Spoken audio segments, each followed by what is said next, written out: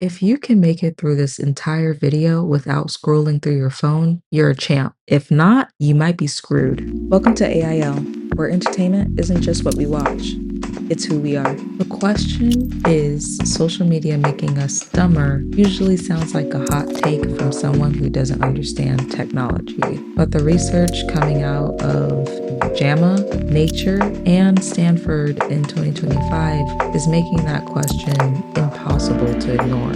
On this channel, we look at how media shapes us. We look at the forces behind what we watch and believe.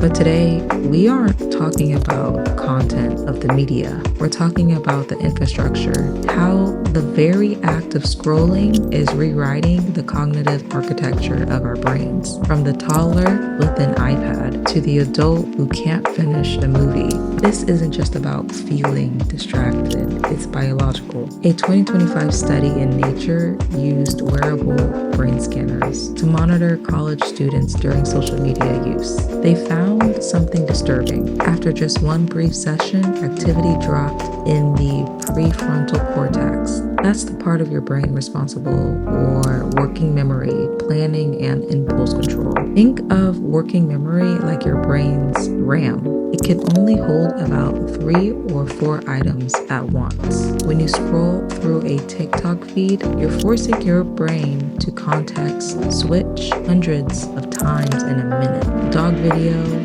political argument, dance trend, recipe. Your brain isn't processing information anymore. It's just clearing the buffer over and over. You're essentially hobbling your own executive function for a 47% dopamine spike. The numbers back this up. In 2000, the average human attention span was 12 seconds. Today, it's 8. For comparison, a goldfish has a 9-second attention span. If you're Gen Z, that drops to 6.5 seconds per post. JAMA published a landmark study following 6,000 children through adolescence. Those with increasing social media trajectories scored significantly lower on reading, vocabulary, and memory tests. The lead researcher noted that kids aren't just choosing not to focus, they are losing the ability to learn as well as they used to. And that brings us to the front lines of the crisis, the classroom. Ask any teacher what's happening in their classroom right now. They'll tell you that they aren't just teaching subjects anymore. They are fighting for the very concept of attention. We are seeing the rise of the iPad kid. Gen Alpha, kids born after 2010, is the first generation handed an iPad as a frictionless pacifier before they can even form whole sentences.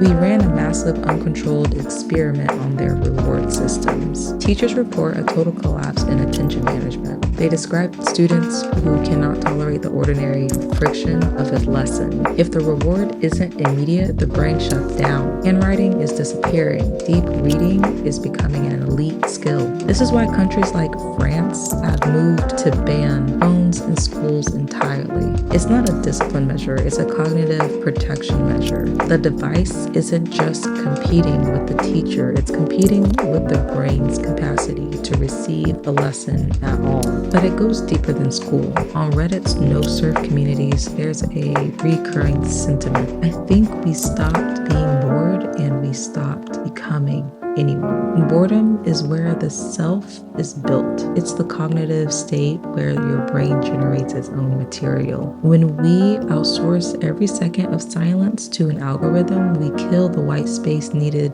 for original thought.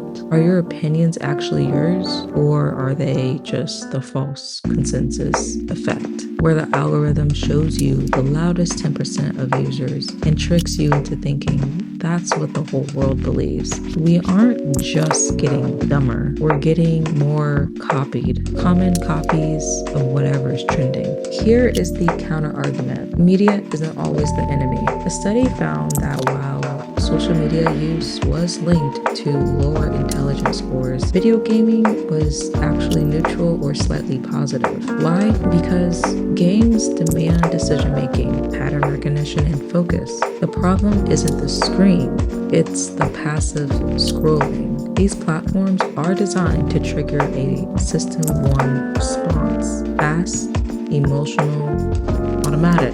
They actively suppress System 2 thinking, slow, deliberate, analytical. Why? Because the less you think, the more you scroll. And the more you scroll, the more they profit. Your cognitive decline is a business model. Is this permanent? The evidence says no. Neuroplasticity is real. Research shows a 32% restoration of attention after just 1 week of digital detox. You can rebuild your prefrontal cortex. The plan is simple but difficult. The movie test: reclaim long-form narrative. If you can't finish a movie, that's your workout. Boredom as exercise. Sit for 15 minutes a day with zero input. No phone, no podcasts. Let your brain fire its own signals. First hour rule.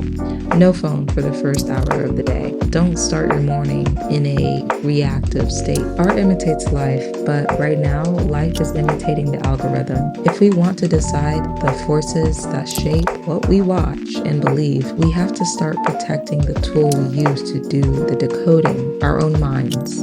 If you want to understand the psychology behind media, subscribe to Art Imitating Life. Let's figure out what we're becoming before the algorithm decides for us.